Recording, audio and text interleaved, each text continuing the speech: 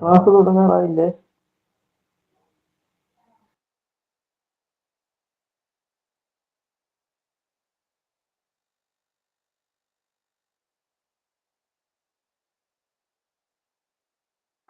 വേഗം തുടങ്ങ.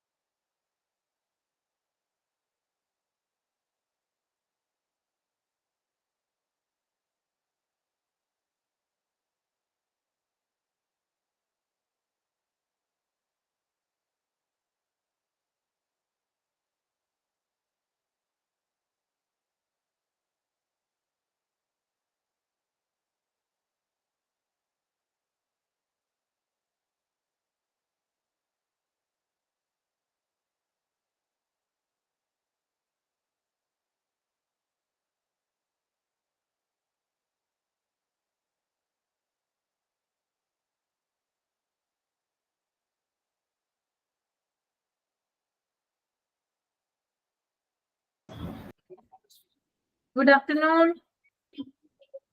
Good afternoon, Miss. Good afternoon. എല്ലാവർക്കും good afternoon ട്ടോ.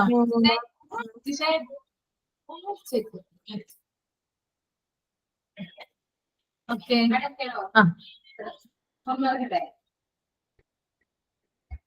എല്ലാവർക്കും കാണാനും കേൾക്കാനൊക്കെ പറ്റുന്നുണ്ടല്ലോ? കാണാം. ഓക്കെ. നിങ്ങളൊന്ന് നോക്കിയേ. ഞാൻ മാപ്പ് വരച്ചുകൊണ്ട് സ്ക്രീൻ കാണുന്നില്ല മാഡം. ക്ലിയർ ആവുന്നില്ലേ? സ്ക്രീൻ കാണുന്നില്ല. സ്ക്രീൻ കാണുന്നില്ലേ? സ്ക്രീൻ പോയോ? ഒട്ടും കാണുന്നില്ല. ഒട്ടും കാണുന്നില്ല. എല്ലാവർക്കും മറ്റുള്ളവർക്കും കാണുന്നില്ല. സ്ക്രീൻ ഇല്ല. സ്ക്രീൻ ഇല്ലല്ലേ? ഓക്കെ.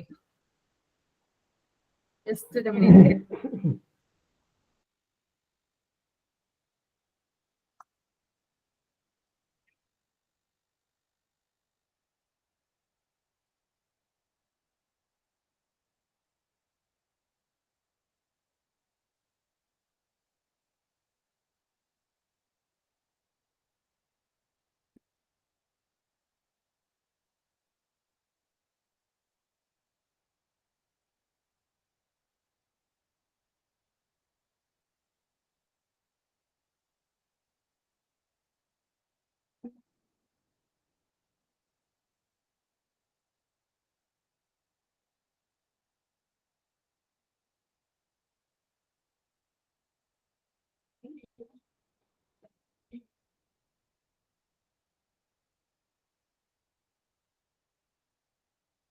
ഇപ്പൊ സ്ക്രീൻ കാണുന്നുണ്ടോ? നിങ്ങൾക്ക് സ്ക്രീൻ കാണാൻ പറ്റുന്നുണ്ടോ എന്തെങ്കിലും? എല്ലാ ഫയൽസും ആയിട്ടാ കാണുന്നത്. ഗാലറി കാണാം. ഗാലറി എടുത്ത് വെച്ചേക്കും. അത് ഇപ്പൊ കാണാൻ പറ്റുന്നുണ്ടോ നോക്കിയേ? കാണാൻ പറ്റുന്നുണ്ടല്ലേ? ഓക്കെ. ഓക്കെ.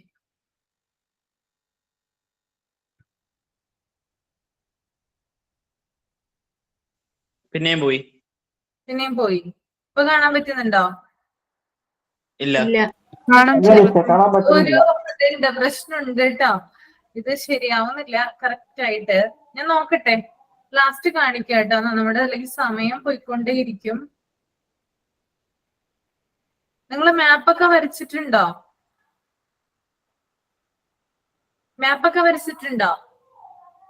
ഉണ്ട്. ഉണ്ടല്ലേ? ഞാൻ പറയുന്ന പോലെ ഒന്ന് ചെയ്യാമോ എന്നാ? നിങ്ങൾക്ക് ബുക്ക് കാണിച്ചാല് കാണുമെന്ന് നോക്കിയൊന്ന്. കാണാൻ പറ്റുന്നുണ്ടോ നിങ്ങൾക്ക്? ഇല്ല അല്ലേ? ക്ലിയർ ആവുന്നില്ല അല്ലേ? ക്ലിയർ അല്ല മിസ്സേ. ക്ലിയർ അല്ല അല്ലേ? ഓക്കെ. നിങ്ങൾ എന്ത് ചെയ്യാം? മാപ്പ് വരയ്ക്കാം. ഞാൻ പറഞ്ഞു തരാം കേട്ടോ. മാപ്പ് വരയ്ക്കാം. എന്നിട്ട് ഏറ്റവും ലാസ്റ്റ് ഒന്നുകൂടി നോക്കാം, ഒന്നുകൂടി ശ്രമിക്കാം നമുക്ക് സ്ക്രീൻ ഷെയർ ചെയ്യാൻ പറ്റുമെന്ന്. എന്നിട്ട് എന്തെങ്കിലും കറക്ഷൻ ഉണ്ടെങ്കിൽ ഒന്ന് തിരുത്തിയാൽ മതി. പെൻസിൽ എടുത്തിട്ടൊന്ന് വരച്ചാൽ മതി കേട്ടോ. ഓക്കെ അല്ലേ?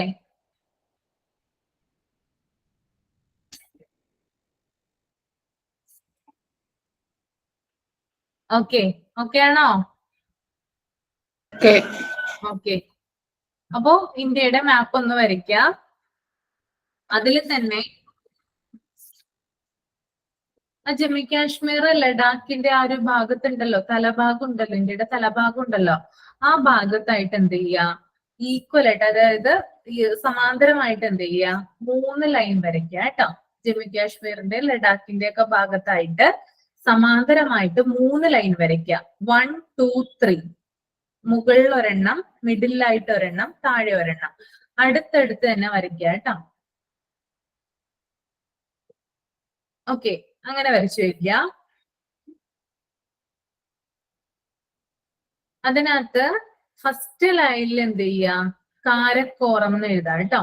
ആദ്യത്തെ ലൈനില് ആ പർവ്വതനിരകളാണ് 3 നമ്മളിപ്പോ വരച്ചിരിക്കുന്നത്. പർവ്വതനിരകളാണ്. ആദ്യത്തെ പർവ്വതനിര, ആദ്യത്തെ ലൈനാണ് കാരക്കോറം.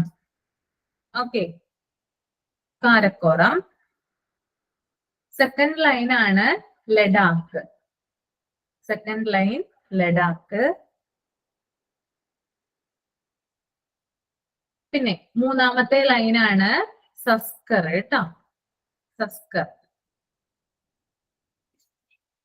ഓക്കെ, അപ്പോ ഞാൻ നിങ്ങളോട് ഇപ്പൊ പറഞ്ഞത് ജമ്മു കാശ്മീരിന്റെ ലഡാക്കിനെയൊക്കെ കവർ ചെയ്തുകൊണ്ട്, അതായത് ആ ഒരു ഭാഗത്തായിട്ട് 3 ലൈൻ വരയ്ക്കാം.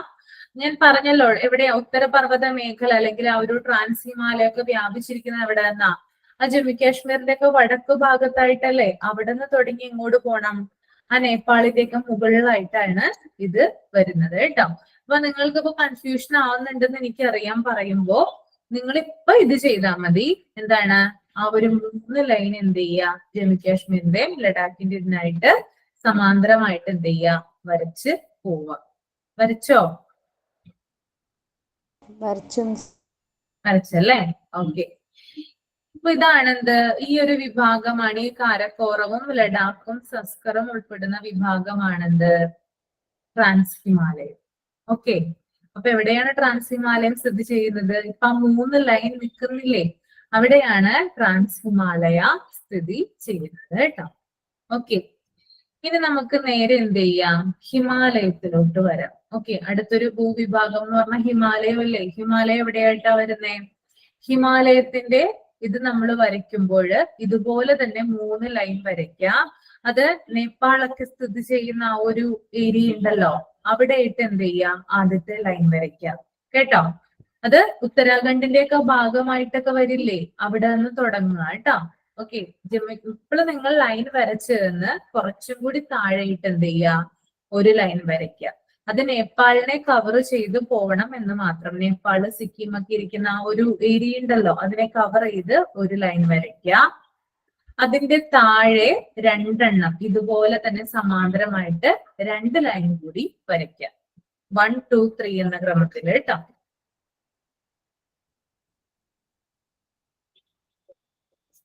ഓക്കെ മിസ്, ആ, ഈ പിക്ചർ ഇത് ക്ലാസ് റൂമില് നമുക്ക് കിട്ടൂല, ക്ലാസ് റൂമിൽ ഇടാൻ പറ്റൂല, PDF ആയിട്ട്? ഞാൻ അവരോട് ചോദിച്ചു നോക്കട്ടെ കേട്ടോ, പറ്റുമെങ്കിൽ ഇടാം.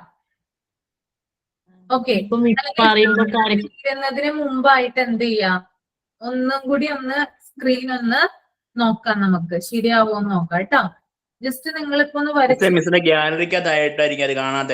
സെക്യൂരിറ്റി പ്രോബ്ലം എല്ലാം കാണും. ഗൂഗിളിൽ എടുത്തുന്ന അങ്ങനെ ശരിയാവില്ലെന്ന് തോന്നുന്നു എനിക്ക് കേട്ടോ. ഷിജിൻ പറഞ്ഞ പോലെ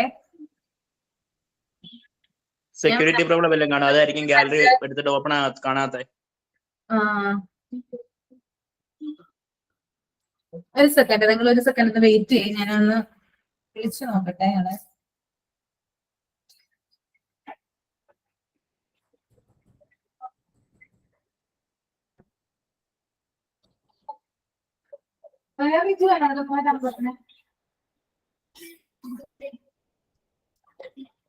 എടാ സ്ക്രീൻ പൊയ്ക്കൊണ്ടേയിരിക്കണെന്ന്, ശരിയാവില്ല.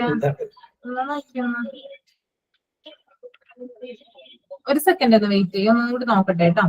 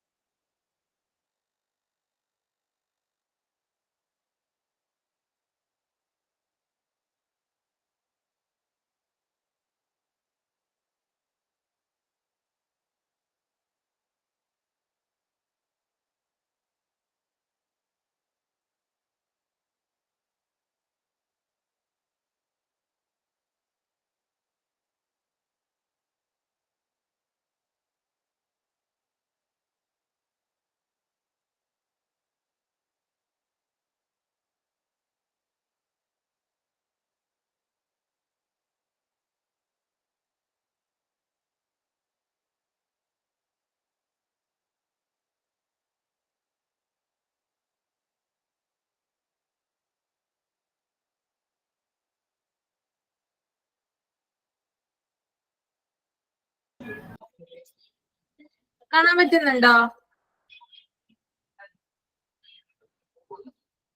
കാണാൻ പക്ഷെ കുഞ്ഞതായിട്ട് കാണുന്നത്. ഇല്ലേ മിസ്സേ, സ്ക്രീൻ ഇല്ല. മിസ്സേ കുറച്ച് വർക്ക് കാണാൻ പറ്റുന്നുണ്ട്, കുറച്ച് വർക്കില്ല. ഇപ്പൊ മൊത്തം പോയി മിസ്സേ, പോയി. മിസ്സിന്റെ പേരേ ഉള്ളൂ.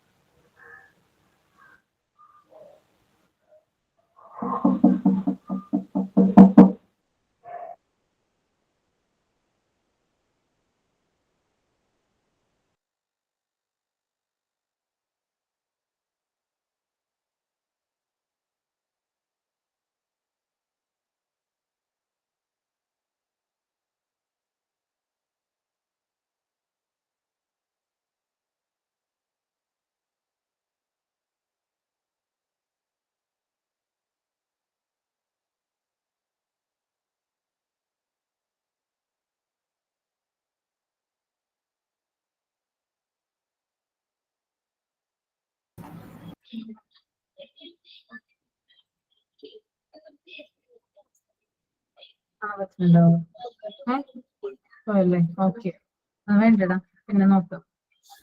ഇല്ല മിസ്സേ, പോയി, പിന്നെയും പോയി. ഇത് ഗൂഗിൾ ക്ലാസ് റൂമിൽ നിങ്ങൾക്ക് ഇട്ട് തരാം കേട്ടോ, എന്നിട്ട് നിങ്ങൾ വരച്ചാ മതി. അപ്പൊ മിസ്സേ പിന്നെയും പോയി. പോയി ഇത് ശരിയാവില്ല, എന്തോ ഒരു പ്രോബ്ലം ഉണ്ട്.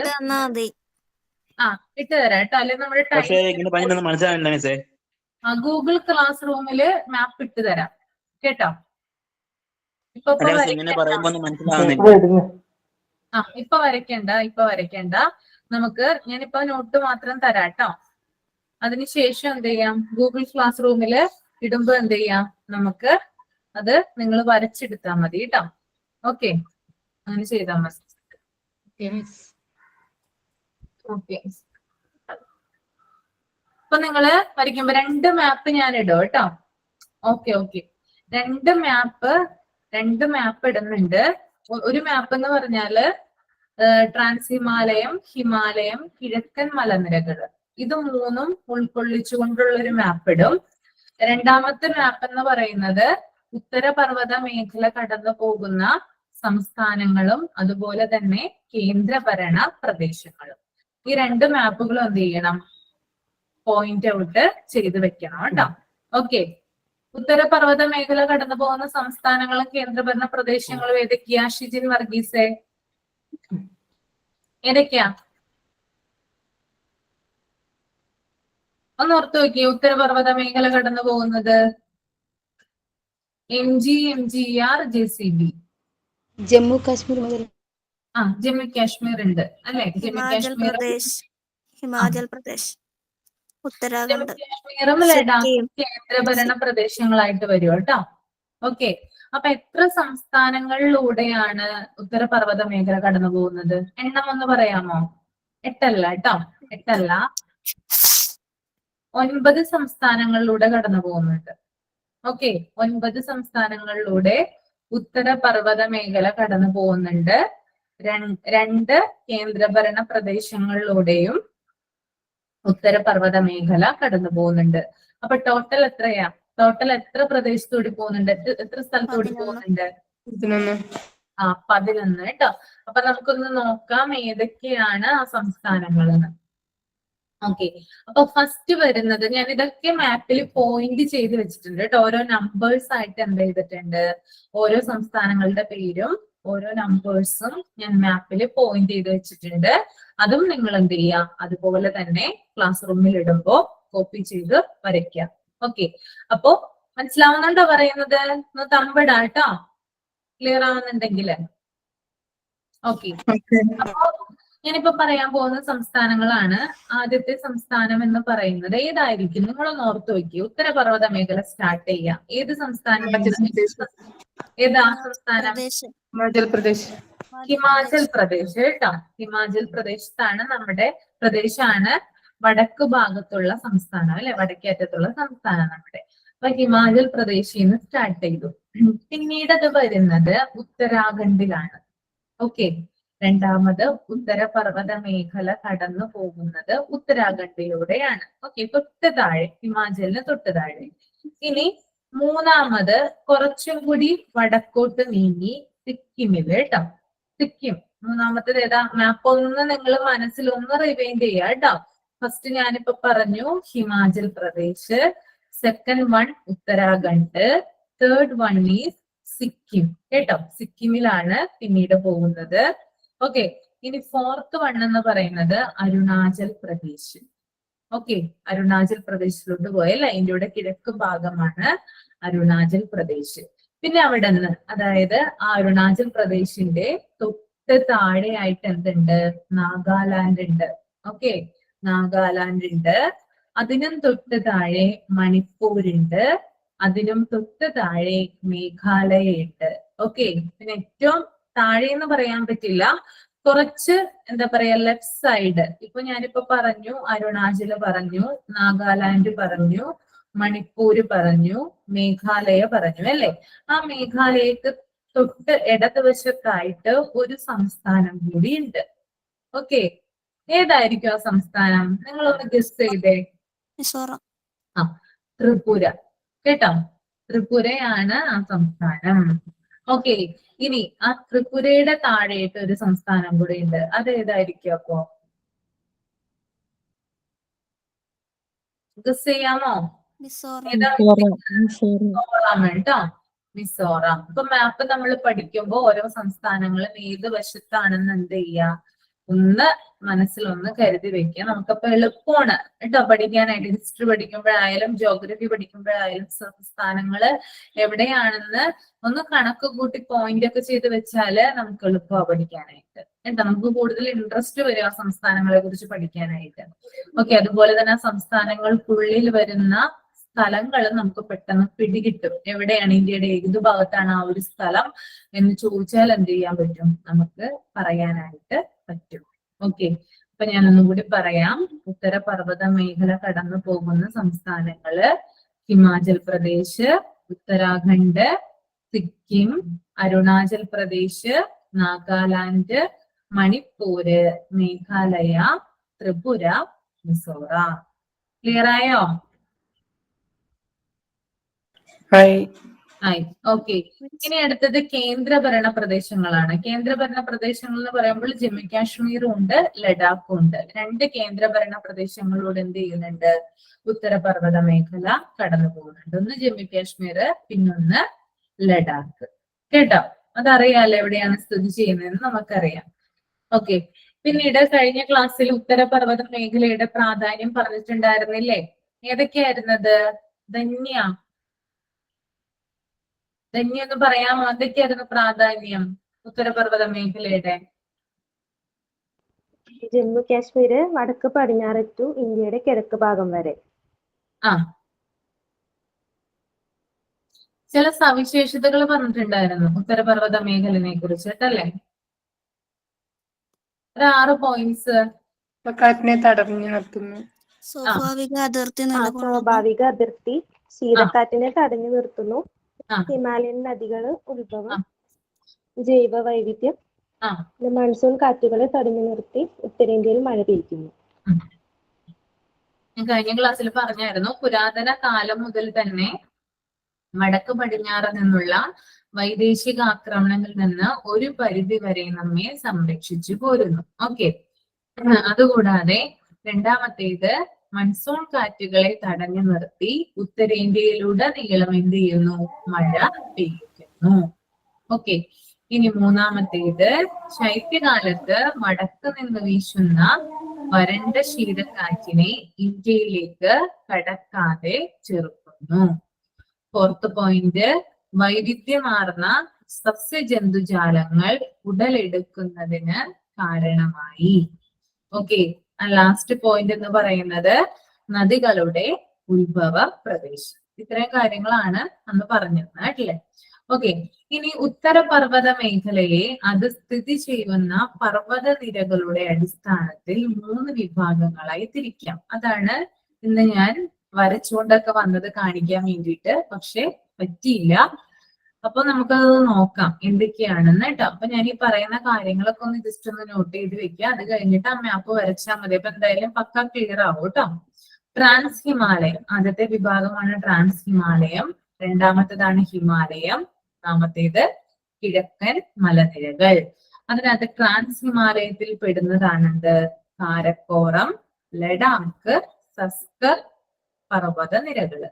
ഇനി ഹിമാലയത്തിലാണെങ്കില് ഹിമാദ്രി, ഹിമാചൽ, സിവാലിക്. ഓക്കെ.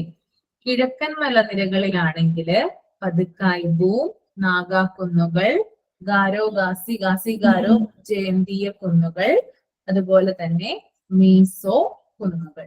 ഓക്കെ. അപ്പൊ ഇത്രയുമാണ് ഒരു ഡിവിഷൻ വരുന്നത്.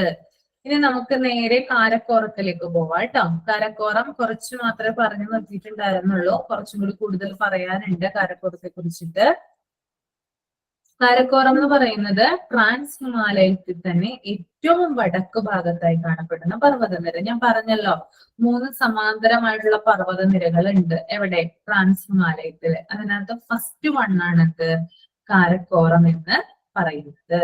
ഓക്കെ. അതുപോലെ തന്നെ ഈ കാരക്കോറം പർവ്വത നിരക്ക് കുറെ രാജ്യങ്ങളുമായിട്ട് എന്തുണ്ട്? അതിർത്തി പങ്കിടുന്നുണ്ട് കാരക്കോറം പർവ്വതനിര. അഫ്ഗാനിസ്ഥാനുമായിട്ടും ഇന്ത്യയുമായിട്ടും അതുപോലെ തന്നെ ചൈനയുമായിട്ടും പാകിസ്ഥാനുമായിട്ടും അഫ്ഗാനിസ്ഥാനുമായിട്ടൊക്കെ എന്ത് ചെയ്യുന്നുണ്ട്? കാരക്കോറം പർവ്വതനിര അതിർത്തി പങ്കിടുന്നുണ്ട്. ഓക്കെ. അതുപോലെ തന്നെ കാരക്കോറം 5 രാജ്യങ്ങളിലായിട്ടാണ് പരന്ന് കിടക്കുന്നത് കേട്ടോ.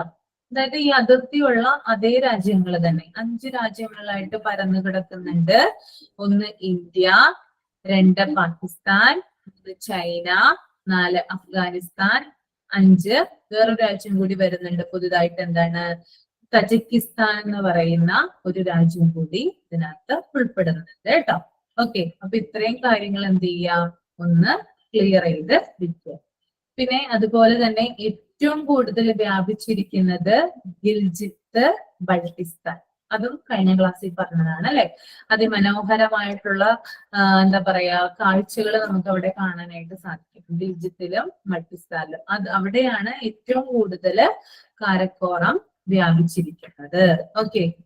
ഇനി പ്രാചീന സംസ്കൃത പുരാണങ്ങളില് കാരക്കോറത്തിന്റെ പേരെന്തായിരുന്നു? ഞാൻ പറഞ്ഞിട്ടുണ്ടായിരുന്നല്ലോ. കൃഷ്ണഗിരി. കൃഷ്ണഗിരി എന്നാണ് പ്രാചീന സംസ്കൃത പുരാണങ്ങളിൽ കാരക്കോറം അറിയപ്പെടുന്നത്.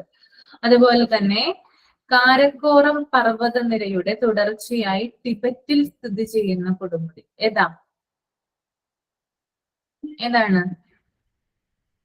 കാരക്കോറത്തിന്റെ ഭാഗമായിട്ട് ടിബറ്റിൽ ഒരു കൊടുമുടി ഉണ്ട്, ഫേമസ് ആണത്.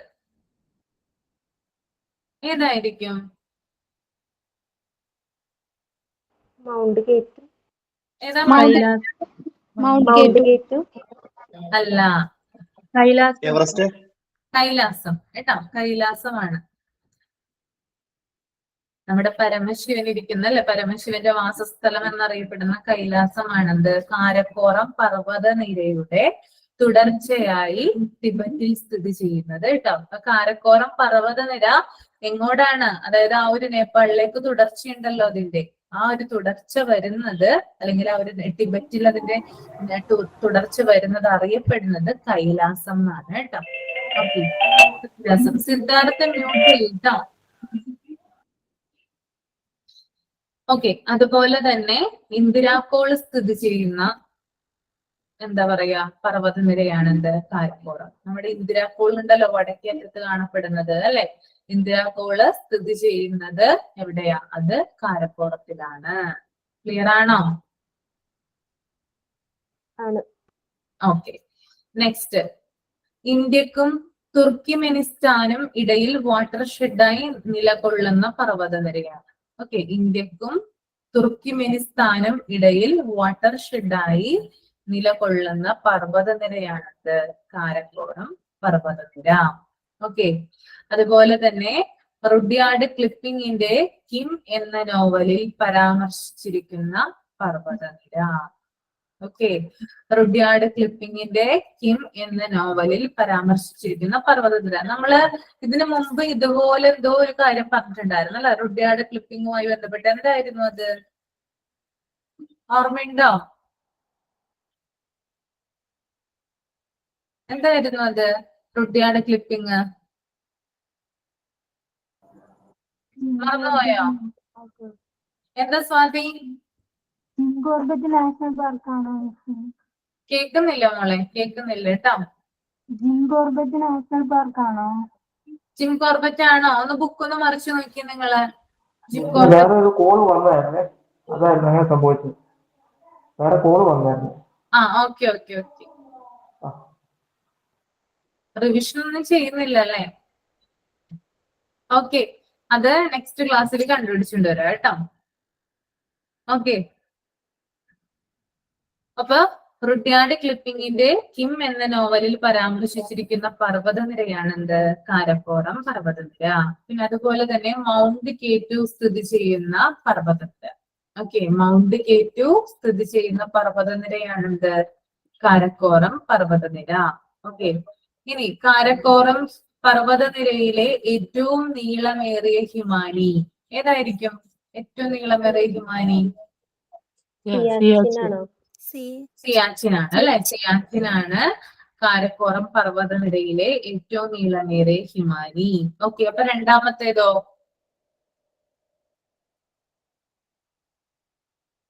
രണ്ടാമത്തേത് ബൈ ഓഫ് ഹിമാനി അല്ലെ, കഴിഞ്ഞ ക്ലാസ്സിൽ പറഞ്ഞിട്ടുണ്ടായിരുന്നു. ഇനി മൗണ്ട് കേറ്റുവിന്റെ മറ്റു പേരുകൾ എന്തൊക്കെയാ? ആ, ദാംസാങ്, ലാംബ പഹാർ കേട്ടോ. പ്രാദേശികമായിട്ടുള്ള പേരുകളാണ് കേട്ടോ. എന്ത്? ദാംസാങ്, ലാംബ പഹാർ. ഓക്കെ, ഇനി അതുപോലെ തന്നെ വേറൊരു ക്വസ്റ്റ്യൻ ആണ്. കാരക്കോറത്തിന്റെ ഭാഗമായ ചൈനയുടെ പ്രദേശം അതേതായിരിക്കും? ഏതാ? അക്സൈച്ചിൻ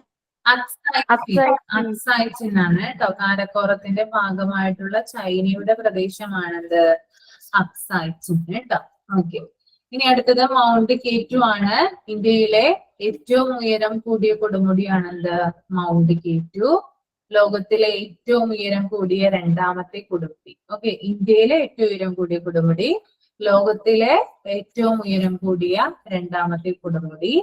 അതുപോലെ തന്നെ കഷ്ടതയുടെ പർവ്വതം എന്നറിയപ്പെടുന്നു. ഓക്കെ, കഷ്ടതയുടെ പർവ്വതം എന്നറിയപ്പെടുന്നത് മൗണ്ട് കെറ്റു ആണ്. കേട്ടോ, എന്ത് പർവ്വതം എന്നറിയപ്പെടുന്നേ? Mount K two. കഷ്ടതയുടെ പർവ്വതം. ആ, കഷ്ടതയുടെ പർവ്വതം. ഓക്കെ, ഇനി നെക്സ്റ്റ് വൺ സിയാച്ചിൻ ആണ് കേട്ടോ. സിയാച്ചിനെ കുറിച്ച് ഞാൻ കഴിഞ്ഞ ക്ലാസ്സിൽ പറഞ്ഞിട്ടുണ്ടായിരുന്നോ? ഉണ്ടായിരുന്നു. പറഞ്ഞിരുന്നോ? എന്താണ് സിയാച്ചിന്റെ ഇല്ല, പ്രത്യേകത? ഏറ്റവും ഉയരത്തിൽ സിയാച്ചിന്റെ സ്ഥിതി ചെയ്യുന്ന പർവ്വതം. യുദ്ധഭൂമി. കൂടിയ യുദ്ധഭൂമി. ആ, ലോകത്തിലെ ഏറ്റവും ഉയരമേറിയ യുദ്ധക്കളമാണെന്ത്? സിയാച്ചിൻ എന്ന് പറയുന്നത് അല്ലെ. സിയാച്ചിൻ ഹിമാലയയുടെ വടക്ക് സ്ഥിതി ചെയ്യുന്ന ഇന്ത്യയുടെ ഭാഗം എന്താ? സിയാച്ചിന്റെ വടക്കാണ് ഈ സംഭവം ഉള്ളത്, ഏറ്റവും വടക്ക്. അപ്പൊ എന്തായിരിക്കും? സിയാച്ചിൻ വടക്കാണ്, അതുകൂടാതെ അതിനും വടക്ക്. അത് ഇന്ത്യയുടെ പ്രദേശമാണ്. അപ്പൊ എന്താ പറയാ ഏറ്റവും വടക്കുള്ളത്? ഇന്ത്യയുടെ വടക്കേ അറ്റം ഏതാ? ഇന്ദിരാകോൾ. ഏതാ വടക്ക്? ഇന്ദിരാകോള്. അപ്പൊ സിയാച്ചിന്റെ തൊട്ടു മുകളിലാണെന്ത്? ഇന്ദിരാകോള് സ്ഥിതി ചെയ്യുന്നതെന്ന് ഓർത്തിരിക്കുക കേട്ടോ. ഓക്കെ, ഏറ്റവും ടോപ്പ് മോസ്റ്റ് ആണെന്ത്? ഇന്ദിരാകോള്. അതിന്റെ തൊട്ട് താഴെയാണ് എന്ത് വരുന്നത്? സിയാച്ചിൻ വരുന്നത്. ഓക്കെ, പിന്നെ മൂന്നാം ധ്രുവം എന്നറിയപ്പെടുന്നു കേട്ടോ. മൂന്നാം ധ്രുവം എന്നാണ് സിയാച്ചിൻ അറിയപ്പെടുന്നത്. അതുപോലെ തന്നെ ലോകത്തിലെ ഏറ്റവും ഉയരമേറിയ ഹെലിപാഡ് സ്ഥിതി ചെയ്യുന്നത് സിയാച്ചിനിലാണ് കേട്ടോ. ലോകത്തിലെ ഏറ്റവും ഉയരമേറിയ ഹെലിപാഡ് എവിടെയാണെന്ന് വെച്ചാൽ അത് സിയാച്ചിനിലാണ്. ഓക്കെ, അതുപോലെ തന്നെ റോസാപ്പൂക്കൾ സുലഭം എന്നർത്ഥം വരുന്ന യുദ്ധഭൂമി സിയാച്ചിനാണ്. റോസാപ്പൂക്കൾ സുലഭം എന്നർത്ഥം വരുന്ന യുദ്ധഭൂമി സിയാച്ചിനാണ്. ഇനി സിയാച്ചിൻ സന്ദർശിച്ച ആദ്യ പ്രസിഡന്റ് ആരാ? APJ. ആ, APJ ആണല്ലേ. ഓക്കെ, സെക്കൻഡ് ആരാ? രാംനാഥ് കോവിന്ദ്. എസ്, രാംനാഥ് കോവിന്ദ് കേട്ടോ. അപ്പൊ ആദ്യത്തെ ആള് APJ അബ്ദുൽ കലാം ആണ്. ആദ്യത്തെ president APJ Abdul Kalam. Second Ramnath Kovind ആണ്. ഇനി പ്രൈം മിനിസ്റ്റർ ആരാ ആദ്യത്തെ? മോദി. ഫസ്റ്റ് പ്രൈം മിനിസ്റ്റർ ആരാ സിയാച്ചിൻ സന്ദർശിച്ച? നെഹ്റു. മൻമോഹൻ സിംഗ്. മൻമോഹൻ സിംഗ് ആണ് കേട്ടോ. മൻമോഹൻ സിംഗ് ആണ് സിയാച്ചിൻ സന്ദർശിച്ച ഫസ്റ്റ് പ്രൈം മിനിസ്റ്റർ. സെക്കൻഡ് ആണെങ്കിലോ? നരേന്ദ്രമോദി. സെക്കൻഡ് ആരാ? നരേന്ദ്രമോദി. Okay, നരേന്ദ്രമോദിയാണ് second. ഓക്കെ, ഇനി സിയാച്ചിൻ ഹിമാനിയിൽ നിന്ന് ഉത്ഭവിക്കുന്ന നദി ഏതാ? ന്യൂബ്ര. നുബ്ര. ഓക്കെ, നുബ്ര നദിയാണ് കേട്ടോ. ഇനി വേറൊരു ക്വസ്റ്റ്യൻ ചോദിക്കാം. നുബ്ര നദി ചെന്ന് ചേരുന്ന സിന്ധുവിന്റെ പോഷക നദി. ഓക്കെ, ഈ ഒരു നദി ഉത്ഭവിക്കുന്നത് സിയാച്ചിനിൽ നിന്നാണ്. അത് നമുക്ക് എല്ലാവർക്കും അറിയാം അല്ലെ. പക്ഷെ ഈ നദി ചെന്ന് ചേരുന്നത് സിന്ധുവിന്റെ ഒരു പോഷക നദിയിലാണ്. സിന്ധുവിന് എത്ര പോഷക നദികളുണ്ട്? മറന്നുപോയോ? സിന്ധു മറന്നുപോയോ? സിന്ധു മാപ്പൊക്കെ കാണിച്ച് ഡീറ്റെയിൽ ആയിട്ട് പഠിപ്പിച്ചതല്ലേ സിന്ധു. 5 പോഷക നദികൾ അല്ലെ ദിവ്യ? പ്രജീഷേ, മോളെ ദിവ്യ, ഏതൊക്കെയാ 5 എണ്ണം? ഏതൊക്കെയാ? ചലം, രവി, ബിയാസ്, സത്ലജ്. ആ, ചലം, ചിനാബ്, രവി. സത്ലജ്, സത്ലജ്. രവി അല്ലേ? ഓക്കെ, പക്ഷെ എന്താണ് ഈ നദിയിലല്ല എന്ത് ചെയ്യുന്നത്? നമ്മത് അന്ന് പറഞ്ഞിരുന്നു ഇമ്പോർട്ടന്റ് ആയിട്ടുള്ള സിന്ധുവിന്റെ പോഷക നദികളാണ് എന്ത്? ഈ 5 എണ്ണം എന്ന് പറയുന്നത്. സിന്ധുവിന് എന്താണ് ഇത് കൂടാതെ ചെറിയ ചെറിയ പോഷക നദികളും ഉണ്ട്. ഓക്കെ, അപ്പൊ ഈ നുബ്ര നദി ചെന്ന് ചേരുന്ന സിന്ധുവിന്റെ പോഷക നദി ഇമ്പോർട്ടന്റ് ആണ്. ആ നദിയുടെ ഏത് നദിയാ? ആ, ഷോക്കാണ് കേട്ടോ. ഷോക്ക് നദി എന്നാണ് പറയാ കേട്ടോ. ഷോക്ക് നദിയാണ്. ഓക്കെ, ഷോക്ക് നദിയാണ് നുബ്ര ചെന്ന് ചേരുന്നത്. ഓക്കെ, ഇനി ഷോക്ക് നദിയെ കുറിച്ചിട്ട് നമുക്ക് ബേസിക് ആയിട്ടുള്ള കാര്യം അറിഞ്ഞിരിക്കണം. സിന്ധുവിന്റെ ചെറിയ പോഷക നദിയാണ് ഷ്യോക് നദി എന്ന് പറയുന്നത്. ഇതിന്റെ ഉത്ഭവം റിമോ ഗ്ലേസിയർ ആണ്. ഓക്കെ, ഷ്യോക് നദി എവിടെന്നാ ഉത്ഭവിക്കുന്നത്? റിമോ ഗ്ലേസിയർ, അത് സിയാച്ചിലാണ് കേട്ടോ. റിമോ ഗ്ലേസിയർ സിയാച്ചിന്റെ ഭാഗമാണ്. ലഡാക്കിലൂടെ ഒഴുകി പാകിസ്ഥാനിലേക്ക് പ്രവേശിക്കുന്നു ഈ നദി കേട്ടോ. ലഡാക്കിലൂടെ ഒഴുകുന്നു, എന്നിട്ട് എങ്ങോട്ടാ പ്രവേശിക്കുന്നേ? പാകിസ്ഥാനിലേക്ക് പ്രവേശിക്കുന്നു. പിന്നെ ഇമ്പോർട്ടന്റ് ആയിട്ടുള്ള വേറൊരു പോയിന്റ് ഉണ്ട്. മരണത്തിന്റെ നദി എന്നറിയപ്പെടുന്നു, ദ റിവർ ഓഫ് ഡെത്ത് എന്നറിയപ്പെടുന്നത് ഷ്യോക് നദിയാണ്. ഓക്കെ, ക്ലിയർ ആയോ? ക്ലിയർ ആണോ? ആണ്. ഓക്കെ, അപ്പൊ ഒന്നുകൂടി പറയാട്ടോ ഞാൻ. സിന്ധുവിന്റെ പോഷക നദിയാണെന്ത്? ഷ്യോക് നദി. ഉത്ഭവം റിമോ ഗ്ലേസിയർ സിയാച്ചിൻ. ലഡാക്കിലൂടെ ഒഴുകി പാകിസ്ഥാനിലേക്ക് പ്രവേശിക്കുന്നു. മരണത്തിന്റെ നദി എന്നറിയപ്പെടുന്നു. ഓക്കെ, ക്ലിയർ ആയെന്ന് കരുതുന്നു.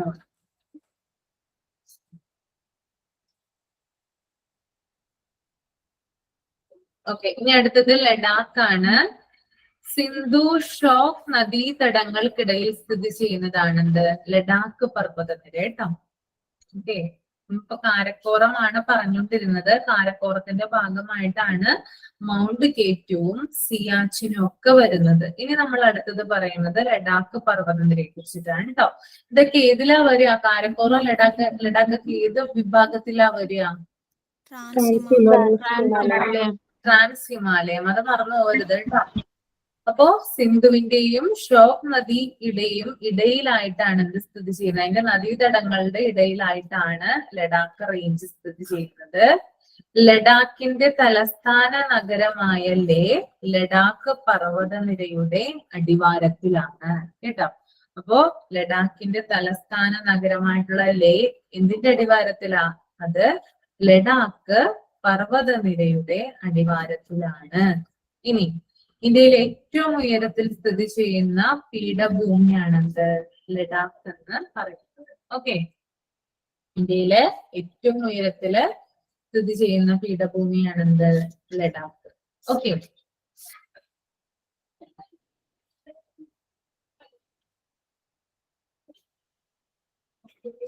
അതുപോലെ ലാസ്റ്റ് വൺ എന്ന് പറയുന്നത് സസ്കർ ആണ്. ലഡാക്ക് പർവ്വതനിരയ്ക്ക് സമാന്തരമായി സ്ഥിതി ചെയ്യുന്നു. ഓക്കെ, ലഡാക്ക് പർവ്വതനിരയ്ക്ക് സമാന്തരമായിട്ട് തെക്ക് ഭാഗത്ത് സ്ഥിതി ചെയ്യുന്നു. ഓക്കെ, അപ്പൊ നമ്മൾ ആദ്യം കാരക്കോറം പറഞ്ഞു, പിന്നീട് രണ്ടാമത് ലഡാക്ക്, പിന്നീട് അതിന് താഴെ വരുന്നതാണ് സസ്കർ എന്ന് പറയുന്ന പർവ്വത നിര. ഓക്കെ, അപ്പൊ ലഡാക്ക് പർവ്വതനിരയ്ക്ക് സമാന്തരമായി തെക്ക് സ്ഥിതി ചെയ്യുന്നു. ഇനി സസ്കർ പർവ്വതനിരയിൽ സ്ഥിതി ചെയ്യുന്ന പ്രധാന ചുരങ്ങൾ ഏതൊക്കെയാണെന്ന് നിങ്ങൾക്ക് അറിയാമോ? സസ്കർ പർവ്വതനിരയിൽ സ്ഥിതി ചെയ്യുന്നത് ചുരങ്ങള്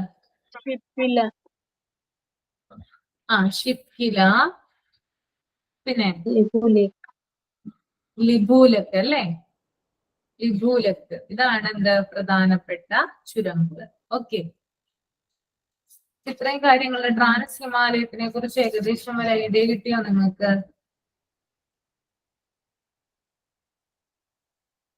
മനസ്സിലായോ?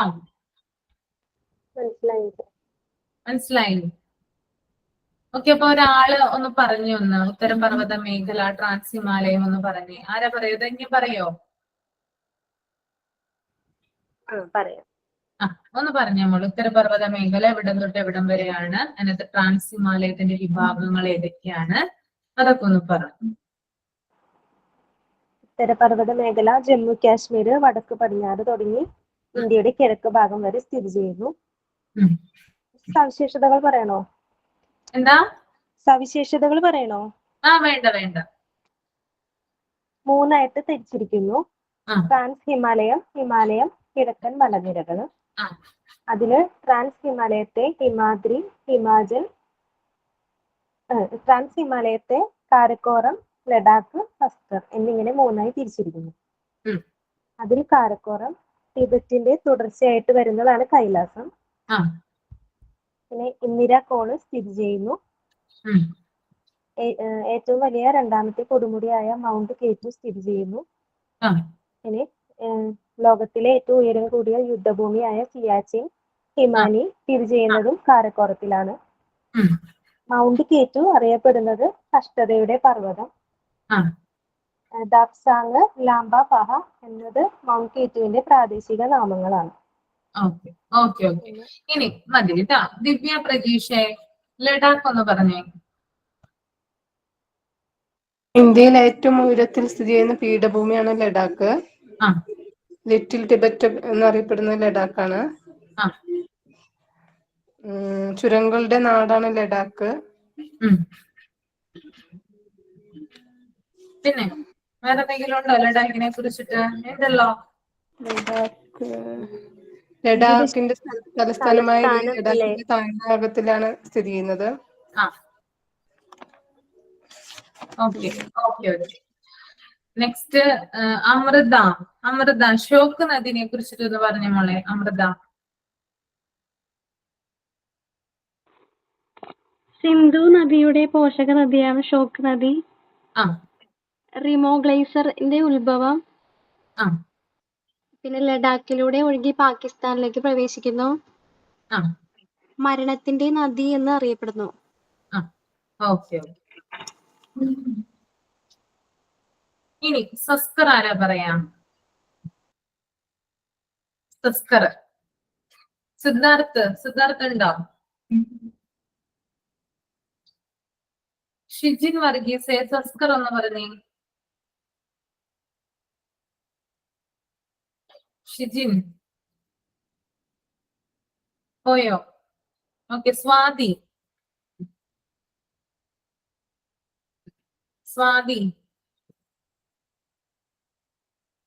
ഇല്ല, പറയുന്നില്ല, ആരും പറയുന്നില്ല. ഓക്കെ, അപ്പൊ നമുക്ക് അടുത്തത് ഹിമാലയത്തിലേക്ക് പോകാം കേട്ടോ. ഹിമാലയം.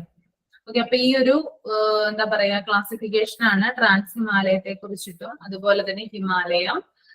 പിന്നെ എന്താണ് എന്താ പറയാ ട്രാൻസ് ഹിമാലയത്തിന്റെ തന്നെ കാരക്കോറം, ലഡാക്ക്, സസ്കർ, അങ്ങനെ 3 ഇതായിട്ടാണ് എന്ത് വരുന്നത്, നമ്മൾ അതിനെ തിരിച്ചിരിക്കുന്നത്. ഇനി ഹിമാലയത്തിനെ കുറിച്ചിട്ടാണ് പറയുന്നത്. ഹിമാലയം ഇൻഡോ ആസ്ട്രേലിയൻ ഫലകവും യുറേഷ്യൻ ഫലകവും തമ്മിൽ കൂട്ടിമുട്ടിയതിനെ തുടർന്ന് ഇവയ്ക്കിടയിൽ സ്ഥിതി ചെയ്തിരുന്ന തെതിസ് സമുദ്രത്തിന്റെ അടിത്തട്ട് സമ്മർദ്ദത്താൽ മടങ്ങി ഉയർന്നു രൂപപ്പെട്ട പർവ്വതനിര. അതായത് ഇൻഡോ ആസ്ട്രേലിയൻ ഫലകം ഉണ്ടായിരുന്നു. ഓക്കെ, നമ്മുടെ മുമ്പ്, അതായത് നിങ്ങൾ കോണ്ടിനെന്റ്സ് ഒക്കെ വിശദമായിട്ട് പഠിക്കുമ്പോൾ അതിനകത്ത് പഠിക്കാനുണ്ട് ഇൻഡോ ആസ്ട്രേലിയൻ ഫലകം. അതുപോലെ തന്നെ യുറേഷ്യൻ ഫലകവും ഉണ്ടായിരുന്നു. ഇതെന്ത് ചെയ്തു? കൂട്ടിമുട്ടി. ഓക്കെ, ഇത് കൂട്ടിമുട്ടിയതിനെ തുടർന്ന് ഇവയ്ക്കിടയിൽ സ്ഥിതി ചെയ്തിരുന്ന തെതിസ് സമുദ്രം, ഓക്കെ, അതായത് ഈ ഒരു ഇൻഡോ ആസ്ട്രേലിയൻ ഫലകത്തിന്റെയും അതുപോലെ തന്നെ യുറേഷ്യൻ ഫലകത്തിന്റെയും ഇടയ്ക്കായിട്ട് എന്ത് സ്ഥിതി ചെയ്തിട്ടുണ്ട്? തെതിസ് എന്ന് പറയുന്ന സമുദ്രം സ്ഥിതി ചെയ്തിരുന്നു. ഈ സമുദ്രത്തിന്റെ അടിത്തട്ട്, അതിന്റെ ഏറ്റവും ബോട്ടത്തിലുള്ള ആ ഒരു സ്പേസ് എന്ത് ചെയ്തു? പ്രഷർ കൊണ്ട് മടങ്ങി. ഓക്കെ, അതായത് സമ്മർദ്ദത്താൽ മടങ്ങിയിട്ട് അവിടെ എന്ത് ചെയ്തു? ഒരു പർവ്വതനിര രൂപപ്പെടാൻ കാരണമായി. ഓക്കെ, ഒന്നും കൂടി പറയാം, അങ്ങനെ തന്നെ എന്ത് ചെയ്യാം, പഠിച്ചു വെക്കണം കേട്ടോ. ഇൻഡോ ആസ്ട്രേലിയൻ ഫലകവും യുറേഷ്യൻ ഫലകവും തമ്മിൽ എന്ത് ചെയ്തു? കൂട്ടിമുട്ടി. അതായത് ഇൻഡോ ആസ്ട്രേലിയൻ ഫലകം ഇതാന്ന് വിചാരിക്കുക, ഇത് യുറേഷ്യൻ ഫലകമാണ്. ഇത് തമ്മിൽ എന്തായി? കൂട്ടിമുട്ടി. ഇത് കൂട്ടിമുട്ടിയപ്പോ എന്താണ്? ഇതിന്റെ ഇടയിൽ എന്തുണ്ടായിരുന്നു? തെതിസ് എന്ന് പറയുന്ന ഒരു സമുദ്രം ഉണ്ടായിരുന്നു. അതെന്ത് ചെയ്തു? സമ്മർദ്ദത്താല് മടങ്ങി രൂപപ്പെട്ട പർവ്വതനിരയാണെന്ത്? ഈ ഒരു ഹിമാലയം എന്ന് പറയുന്നത് കേട്ടോ. ഓക്കെ, മടങ്ങി രൂപപ്പെട്ടത് കൊണ്ടാണ് ഹിമാലയത്തെ നമ്മൾ എന്ത് വിളിക്കുന്നത്? മടക്കു പർവ്വതം. എന്തോ? മടക്കു പർവ്വതം എന്ന് വിളിക്കുന്നത് കേട്ടോ. മടങ്ങി രൂപപ്പെട്ടതിനാലാണ് മടക്കു പർവ്വതം എന്ന് വിളിക്കുന്നത്. ഇനി ഹിമാലയ പർവ്വത നിരയുടെ സ്ഥാനം എവിടെയാണ്? നമുക്ക് നോക്കാം. എവിടെയാണ് അതിന്റെ സ്ഥാനം വരുന്നത്? ഹിമാലയ കിഴക്ക്. കറക്റ്റ് നമുക്ക് എങ്ങനെ പറയാൻ പറ്റും? ഹിമാലയം ആണെങ്കില് മാപ്പ് ഉണ്ടായിരുന്നെങ്കിൽ നമുക്കിപ്പോ കറക്റ്റ് ആയിട്ട് പറയായിരുന്നു. എങ്ങനെയാണ്? വടക്ക് കിഴക്ക്. പടിഞ്ഞാറ് സിന്ധു മുതൽ കിഴക്ക് ബ്രഹ്മപുത്ര വരെ. അതായത് ട്രാൻസ് ഹിമാലയത്തിനും കിഴക്കൻ മലനിരകൾക്കും ഇടയിൽ വടക്ക് പടിഞ്ഞാറ് തെക്ക് കിഴക്ക് ദിശയിൽ. ഓക്കെ, ട്രാൻസ് ഹിമാലയം നമ്മൾ പറഞ്ഞു അല്ലെ, ഏറ്റവും ടോപ്പിലായിട്ട് നിൽക്കുന്നതാണ് ട്രാൻസ് ഹിമാലയം. കിഴക്കൻ മലനിരകളാണെങ്കിൽ ഏറ്റവും എന്താണ് ഈസ്റ്റിൽ അല്ലെ നിൽക്കുന്നതാണ്. ഇതിന്റെ രണ്ടിനെയും ഇടയിലായിട്ട് എന്താണ് വടക്ക് പടിഞ്ഞാറ് മുതൽ തെക്ക് കിഴക്ക് വരെ വ്യാപിച്ചിരിക്കുന്നതാണ് ഇത് ഹിമാലയ പർവ്വത നിരകൾ കേട്ടോ. നോട്ട് ചെയ്തെടുത്തോളൂ കേട്ടോ. ഒന്ന്, ട്രാൻസ് ഹിമാലയത്തിനും കിഴക്കൻ മലനിരകൾക്കും ഇടയിൽ വടക്ക് പടിഞ്ഞാറ് തെക്ക് കിഴക്ക് ദിശയിൽ. ഓക്കെ, എഴുതിയെടുക്കുന്നുണ്ടോ നിങ്ങള്? ഉണ്ട് മിസ്. ഉണ്ട്. ഓക്കെ, ഇനി ഹിമാലയത്തിന്റെ വിസ്തൃതി എത്രയാ വരിക? ഹിമാലയത്തിന്റെ വിസ്തൃതി 15,000. 5 ലക്ഷം ചതുരശ്ര കിലോമീറ്റർ. ഏകദേശം 5 ലക്ഷം ചതുരശ്ര കിലോമീറ്റർ ആണ് കേട്ടോ. ഹിമാലയത്തിന്റെ വിസ്തൃതി വരുന്നത് ഏകദേശം 5 ലക്ഷം ചതുരശ്ര കിലോമീറ്റർ. ഇനി നീളം എത്രയാ വരുന്നത്? വിസ്തൃതിയാണ് 5 ലക്ഷം, നീളം വരുന്നതോ 2400. 2400 കിലോമീറ്റർ. ഓക്കെ, ഇനി കിഴക്കൻ പ്രദേശങ്ങളിലേക്ക് പോകും തോറും പർവ്വതങ്ങളുടെ ഉയരവും വീതിയും എന്തായിട്ടാ വരുന്നേ? കൂടി വരുവോ കുറഞ്ഞു? കുറഞ്ഞു വരുന്നു. കുറഞ്ഞു വരികയാണ് ചെയ്യുന്നത് കേട്ടോ. ഉയരവും കുറയും, അതിന്റെ വീതിയും കുറഞ്ഞു വരുന്നതായിട്ട് കാണാം. ഓക്കെ, കിഴക്കൻ പ്രദേശങ്ങളിലേക്ക്, അതായത് ആ ഒരു ഹിമാലയം വ്യാപിച്ചിരിക്കുന്ന എവിടെന്നാ? കിഴക്ക്, അതായത് ആ ഒരു വടക്ക് പടിഞ്ഞാറ് തുടങ്ങി തെക്ക് കിഴക്ക് വരെയിട്ടല്ലേ. അപ്പൊ കിഴക്കോട്ട് പോകും തോറും എന്താണ് ആ പർവ്വത നിരയുടെ ഉയരവും കുറയും, വീതിയും കുറഞ്ഞു വരും. അതാണ് പ്രത്യേകം. കുറയാണ് കേട്ടോ ചെയ്യണത്, കൂടുതലല്ല. Okay okay. നെക്സ്റ്റ്, കാശ്മീർ പ്രദേശത്തിൽ ഹിമാലയത്തിന്റെ ഏകദേശ വീതി എത്രയാ? അപ്പം കശ്മീരിൽ എത്രയാണ്? അതുപോലെ തന്നെ അരുണാചലിൽ എത്രയായിരിക്കും? അരുണാചൽ പ്രദേശ് 150. അരുണാചലിൽ 150 ആണ്. 400. നിങ്ങൾക്ക് ആ ഡിഫറൻസ് മനസ്സിലായോ? ഏറ്റവും, അതായത് ആ ഒരു വടക്ക് ഭാഗത്തായിട്ടാണ് ഈ കാശ്മീർ, അതുകൊണ്ട് തന്നെ അവിടെ 400 കിലോമീറ്റർ ഉണ്ട്. പക്ഷെ എന്താണ്, കിഴക്കാണ് അരുണാചല്. കിഴക്കോട്ട് പോകും തോറും എന്താണ് കുറഞ്ഞു വരികയല്ലേ ചെയ്യുന്നത്. കുറഞ്ഞു കുറഞ്ഞ് എത്രയായി കുറഞ്ഞ് 150 കിലോമീറ്റർ ആയിട്ടോ. അപ്പൊ കശ്മീർ പ്രദേശത്ത് 400 കിലോമീറ്ററും അരുണാചലില് നോക്കുമ്പോൾ 150 കിലോമീറ്ററുമായിട്ട് കുറയും. ഓക്കെ, ഇനി അടുത്തത്, ഭൂപ്രദേശത്തിന്റെ ഉയരക്രമം അനുസരിച്ച് വ്യത്യസ്തങ്ങളായ സസ്യജന്തുജാലങ്ങള് ഈ പർവ്വത പ്രദേശങ്ങളിൽ കാണപ്പെടുന്നു. ഓക്കെ, ഈ പർവ്വത പ്രദേശങ്ങളിൽ എന്തുണ്ട്? കുറെ അധികം എന്തുണ്ട്? സസ്യജന്തുജാലങ്ങൾ നമുക്ക് കാണാനായിട്ട് സാധിക്കും. അപ്പോ ഇതിനകത്ത് പറയുന്നുണ്ട്, സമുദ്രനിരപ്പിൽ നിന്ന് 1000 മുതൽ 2000 മീറ്റർ വരെ ഉയരത്തിൽ കാണപ്പെടുന്ന വൃക്ഷങ്ങൾ ഏതൊക്കെയാണെന്ന് അത് നമുക്ക് ഈ ഒരു പ്രദേശത്ത് കാണാനായിട്ട് സാധിക്കും. ഏതാണ് 1000 മുതൽ 2000 വരെ? ഓക്ക്, മേപ്പിള്. ഓക്ക്, ചേസ്നട്ട്, മേപ്പിള്. ഓക്കെ, ഇതൊക്കെ എവിടെ കാണുന്നതാ? ഹിമാലയത്തിൽ കാണപ്പെടുന്നതാണ് ഇതൊക്കെ. ഓക്ക്, ചെസ്നട്ട്, മേപ്പിള്. എത്ര മീറ്റർ ഉയരത്തിലാ? 1000 to 2000. 2000 വരെയാണ് ഓക്കും ചേസ്നട്ടും മേപ്പിളും ഒക്കെ കാണപ്പെടുന്നത്.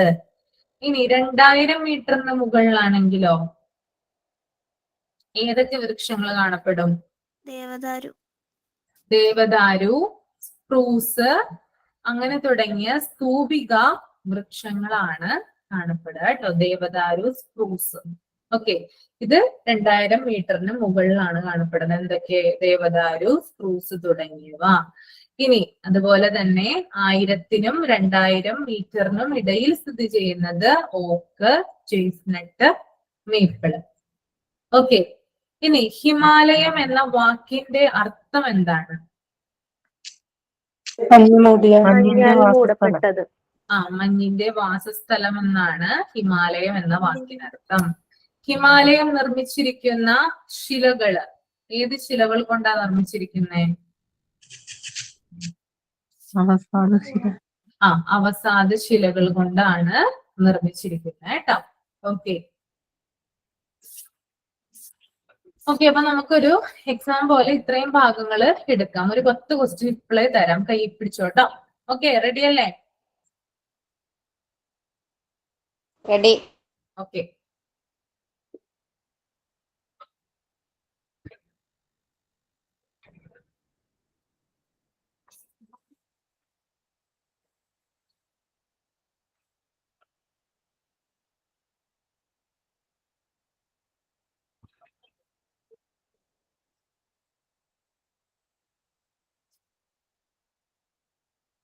പ്രാചീന, അതായത് കാരക്കോറം പർവ്വതനിരയുടെ പ്രാചീന കാലനാമം എഴുതാം കേട്ടോ.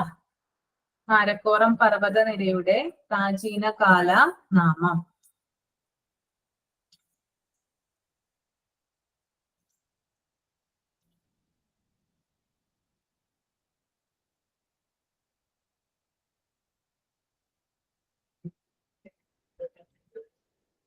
മൗണ്ട് കേറ്റുവിന്റെ പ്രാദേശിക പേരുകൾ എഴുതുക കേട്ടോ. മൗണ്ട് കേറ്റുവിന്റെ പ്രാദേശിക പേരുകൾ എഴുതുക.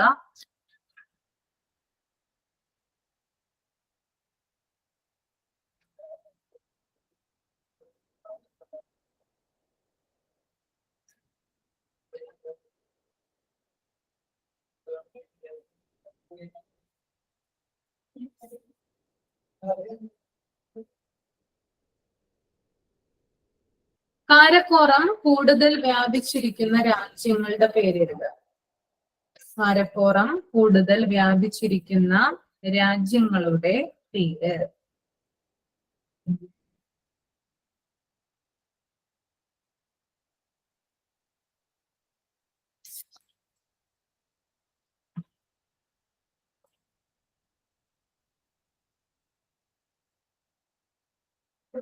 മരണത്തിന്റെ നദി എന്നറിയപ്പെടുന്നത്. മരണത്തിന്റെ നദി എന്നറിയപ്പെടുന്നത്.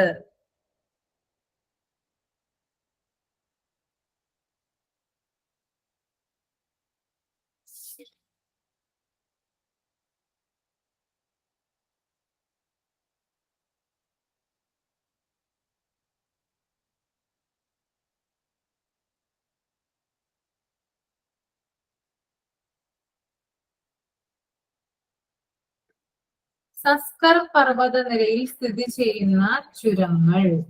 സസ്കർ പർവ്വതനിരയിൽ സ്ഥിതി ചെയ്യുന്ന ചുരങ്ങൾ.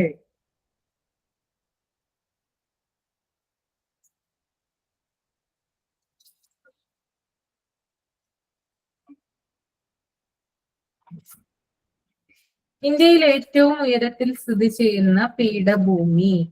ഇന്ത്യയിൽ ഏറ്റവും ഉയരത്തിൽ സ്ഥിതി ചെയ്യുന്ന പീഠഭൂമി.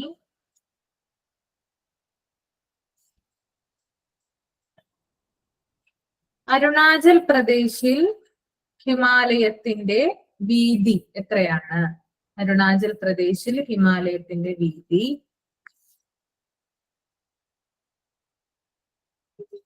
ഹിമാലയം എന്ന വാക്കിനർത്ഥം. ഹിമാലയം എന്ന വാക്കിനർത്ഥം.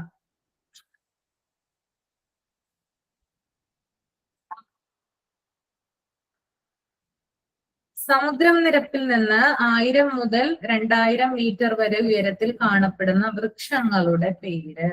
ആൻസർ മാത്രം എഴുതിയാതി കേട്ടോ. സമുദ്രനിരപ്പിൽ നിന്ന് 1000 മുതൽ 2000 വരെ മീറ്റർ ഉയരത്തിൽ കാണപ്പെടുന്ന വൃക്ഷങ്ങളുടെ പേര്.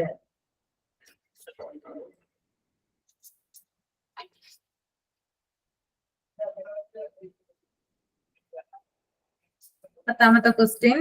ഹിമാലയം നിർമ്മിച്ചിരിക്കുന്ന ശിലകൾ. ഹിമാലയം നിർമ്മിച്ചിരിക്കുന്ന ശിലകൾ.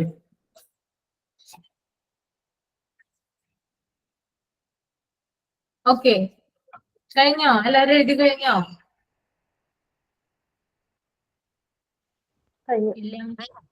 ഈസി അല്ലേ? കിട്ടുന്നുണ്ടല്ലോ അല്ലേ? നമുക്ക് നോക്കാല്ലേ അപ്പൊ. പ്രാചീനകാല നാമം എന്താ? കാരക്കോറത്തിന്റെ കൃഷ്ണഗിരി. കൃഷ്ണഗിരി അല്ലേ? ഓക്കെ. ഇനി മൗണ്ട് കേറ്റുവിന്റെ മറ്റു പേരുകൾ എന്താ?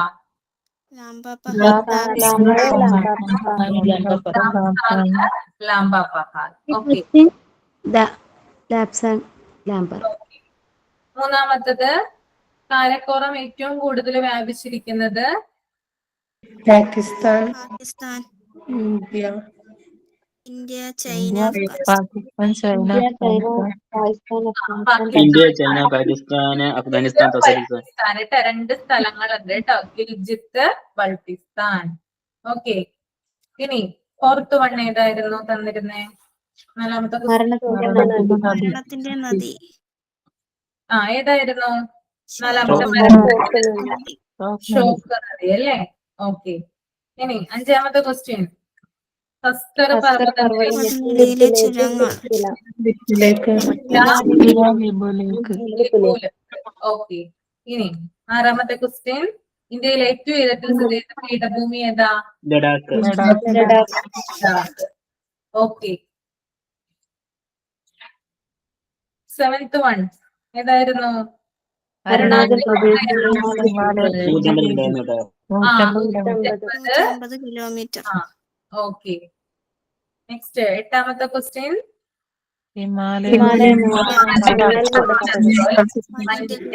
മഞ്ഞിന്റെ വാസസ്ഥലം. ഓക്കെ, ഇനി 9 സമുദ്രനിരപ്പിൽ നിന്ന് 1000 മുതൽ 2000 മീറ്റർ വരെ ഏതായിരുന്നു? ഓക്ക്, ചേസ്നട്ട്, മേപ്പിൾ. ഓക്കെ, ഹിമാലയം നിർമ്മിച്ചിരിക്കുന്ന ശിലകൾ ഏതാ? ശിലകൾ. എല്ലാവരുടെയും ശരിയായോ? ശരിയായി. ഓക്കെ ഓക്കെ, നീ നെക്സ്റ്റ് ക്ലാസ്സിൽ തുടങ്ങി ഞാൻ വേറെ പ്രീവിയസ് ആയിട്ടുള്ള ക്വസ്റ്റ്യൻസ് കൊണ്ടുവരാം കേട്ടോ. സ്റ്റേറ്റ്മെന്റ് തലത്തിലുള്ള ക്വസ്റ്റ്യൻസ് കൊണ്ടുവരാം കേട്ടോ. അത് നമുക്ക് ചെയ്ത് നോക്കാം. നമുക്ക് ഇനി അധികം സമയമില്ല, ജൂലൈയിലെ എക്സാം ഉള്ളവർക്ക്. അതുകൊണ്ട് അതും ഒന്ന് ചെയ്തു. എന്താ കുറെ എക്സാം ഇപ്പൊ നടന്നിട്ടുണ്ട്. ഒരു എക്സാം, കുറച്ച് എക്സാം ഇപ്പൊ നടന്നിട്ടുണ്ട്. ഡിഗ്രിയുടെ 3 എക്സാം നടന്നു. പിന്നെ നാളെ ഒരു എക്സാം ഉണ്ടെന്ന് പറഞ്ഞു. പിന്നെ LDC ദേവസ്വം ബോർഡിന്റെ കഴിഞ്ഞു. എന്തായാലും സ്റ്റേറ്റ്മെന്റ് ടൈപ്പ് എന്ത് ചെയ്യാം? നാളെ ഉണ്ടല്ലേ? ഓക്കെ ഓക്കെ, സ്റ്റേറ്റ്മെന്റ് ടൈപ്പ് കൊണ്ടുവരാം കേട്ടോ. കുറച്ച് കൊണ്ടുവരാം. അതാണല്ലോ കുറച്ച് ടഫ് ആയിട്ടുള്ളത്. അറിയാൻ പാടില്ലാത്ത കുറച്ച് ക്വസ്റ്റ്യൻസ് ഒക്കെ ഉണ്ട്. World geography. എന്താ